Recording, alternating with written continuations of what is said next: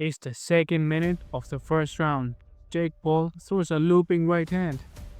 Mike Tyson slips it with ease, but surprisingly, he doesn't counter. A wide open Jake stumbles back untouched.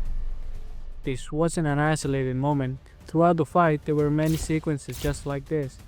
So what's going on here? Was Mike pulling his punches? Was there something deeper at play?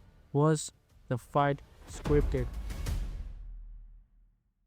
The baddest man on the planet. This is the same man who was once the most feared fighter in the world. Ferocious, relentless, a knockout artist. How does someone with that legacy lose to a YouTuber, a guy who was on Disney Channel, a man known to fake drama and childish antics, someone who only started boxing a few years ago? You see, Jake Paul isn't just a random influencer anymore. Sure, he started as a YouTuber, but he's turned himself into a legitimate boxer. And here's the thing, money changes everything.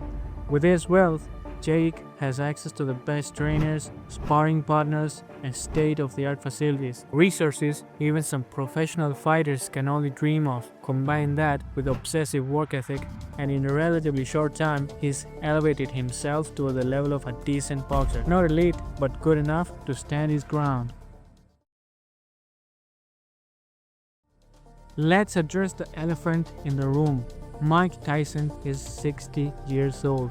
He's not the same unstoppable force who terrorized the heavyweight division in the 80s and the 90s. Those days are gone.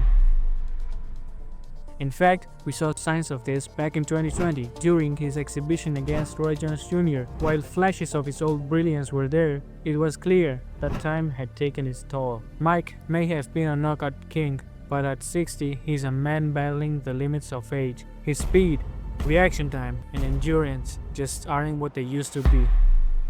But what about those training clips?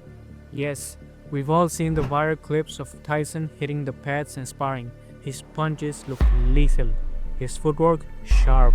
But there's the thing, those clips were likely curated to sell the fight, to create the narrative that Mike can still knock out Jake. Even if they were legit, performing in a controlled gym environment is one thing, executing those moves in a live fight with adrenaline, exhaustion, and pressure is another, especially at 60.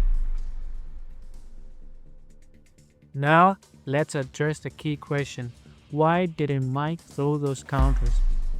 There's a theory. With all his years of experience, Mike may have just trusted his gut. He might have known that even if he threw those punches, he'd be too slow and telegraphing. A sharp counter from Jake could have caught him off guard. For a fighter like Mike, that instinct is just second nature. Sometimes not throwing a punch is just as strategic as throwing one. So, was it all fake? Was Mike pulling his punches? It's easy to jump to conclusions, but the reality is likely more straightforward. This wasn't the good old Mike Tyson, and Jake Paul wasn't a complete amateur. It was a clash between a past legend and a younger, hungry boxer with access to world-class resources. The result, a fight that was less about legacy and more about reality and money. So, did Mike let Jake win? I don't think so, but age, instinct, the reality of modern boxing played their part in this unlikely matchup. What do you think?